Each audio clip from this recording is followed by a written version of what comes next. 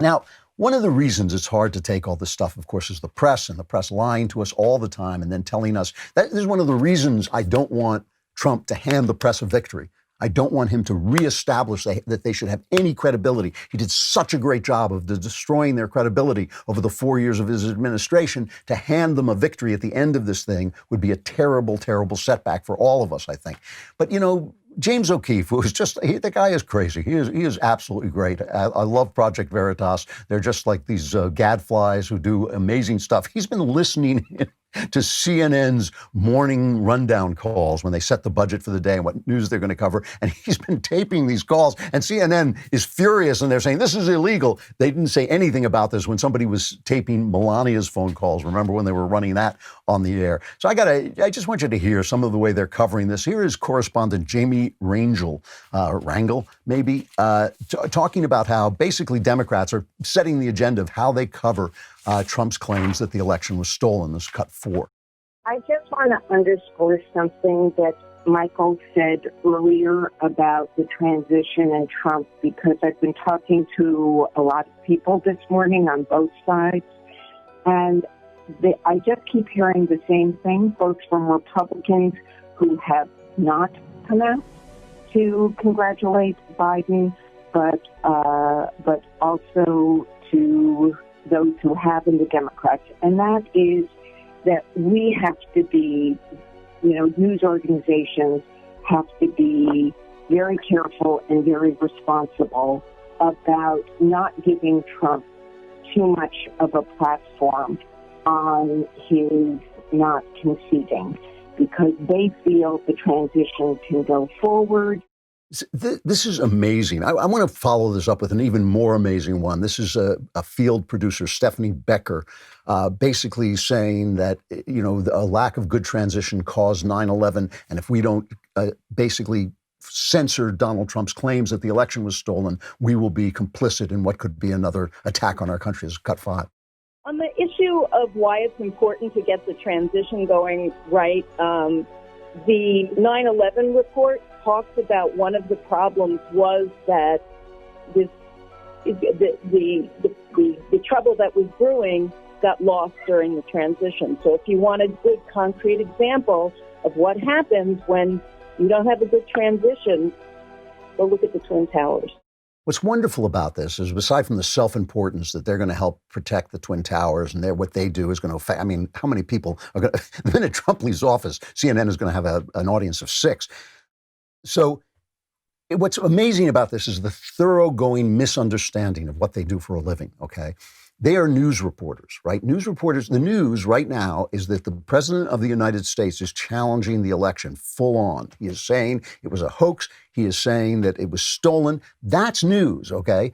I'm not reporting the news. I'm commentating on the things that are interesting to me and the things that I think give a big picture. They're reporting the news. Their job is to report what Trump says and report the people who disagree with him in equal measure. That's how you do that. And the people who come out with information that contradicts Trump should be on the air just like Trump. They don't do that because they hate Trump and because they hate you, and that's why they don't do it. They see their job as manipulating you to the good. This is true in the arts as well, right? The arts are a way of conveying reality. I convey the world as it is. Once I start to say my job here is to convince you that there's a God, or to convince you that you should be free, or to convince you that, then my art starts to become preachy garbage, right? If I'm telling a story, I can arrange a story such that I hope the story conveys those things. I can tell that kind of story, but not if I'm a news person. If I'm a news person, I'm governed by the facts. They don't know what they do for a living anymore because they think that there's something they're not. They think they are experts. They think they have the power to control reality and to control what you think. And that's why we're all so offended. And that's why we have taken on the responsibility of making reality for ourselves, which is just as dangerous. Let's go back to the Project Veritas tapes of CNN. Here's Jeff Zucker talking about Donald Trump, cut 6. I think we cannot normalize what has happened here in the last week with Trump and his behavior. And I go back to what David Chalian said, that this is a president who knows he's losing, who knows he's in trouble, is sick, maybe is on the after effects of steroids or not, I don't know. but he is acting erratically and desperately, and we need to not normalize that. So the head of CNN thinks that Trump is, reacting to the medicine he took because he got the Chinese flu. He has no evidence of that, but he's going to tell his reporters to go out and cover Trump as if Trump were insane. Meanwhile, Joe Biden falls down and breaks his foot playing with his dog, right? Not just walking around because he's an old doddering man who's losing his mind. No, that's not what happened. Here's Fredo reporting on a broken foot from Joe Biden, cut 14. As someone covering the White House for a long time now, I took a lot of comfort in something pretty small, like the size of a pinky toe bone. When Biden hurt his foot, I appreciated it. Why? Because I'm a sadist? No, because we just got the straight truth about it. No lie, no deny, just he was out playing with his dog. He sprained his foot or broke some bone in his foot. He'll probably have to wear a walking boot for weeks. So why is that a big deal for me? Because there was no BS. There was no blocking us from the reason that Trump was rushed to a hospital. No fugazi doctors with these absurd lauding statements about Biden being superhuman, the strongest pinky toe in history. Just the truth.